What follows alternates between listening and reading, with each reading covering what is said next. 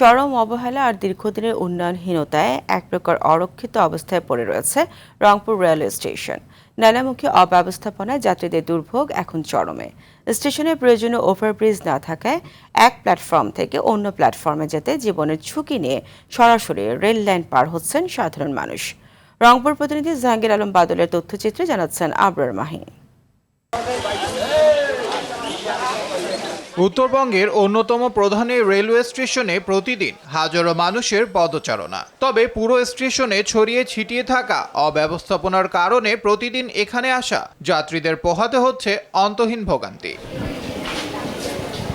স্টেশনে ওভারব্রিজ না থাকায় নারী, শিশু ও বয়োবৃদ্ধ সহ সব বয়সী যাত্রীদের বাধ্য হয়ে জীবন বাজি রেখে সরাসরি রেল লাইনের ওপর দিয়ে পারাপার হতে হচ্ছে।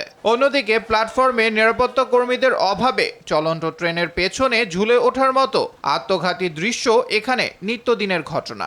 কর্মকর্তার গাফিলতির কারণে আজকে ট্রেনে জীবনের ঝুঁকি নিয়ে যাত্রীরা ইঞ্জিনে চড়তেছে, হাতে চড়তেছে, টিকিট ছাড়াই বিভিন্ন গন্তব্যে যাচ্ছে। রংপুর রেলওয়ে স্টেশন, এখানে দীর্ঘদিন যাবৎ কোনো পাবলিক টয়লেট নেই। যারা বিশেষ করে যারা মহিলা, বাচ্চা আছে, শিশু, বৃদ্ধ, তাদের জন্য খুবই এটা একটা প্রবলেম হয়ে যায়। কর্তৃপক্ষের দৃষ্টি আকর্ষণ করি যেন এই জিনিসটা অচিরে স্থাপন করা হয়। এদিকে জনবল সংকটের অজুহাত দিয়ে দায় সারার চেষ্টা করেন এ কর্মকর্তা। যেখানে ওভারব্রিজ থাকে না সেখানে দেখা গেল যে আমাদের এমনিতেই ব্যবস্থা করা থাকে কেমন যে প্ল্যাটফর্মের শেষের অংশে আমাদের সিঁড়ির ব্যবস্থা থাকে, ওভারব্রিজ নাই।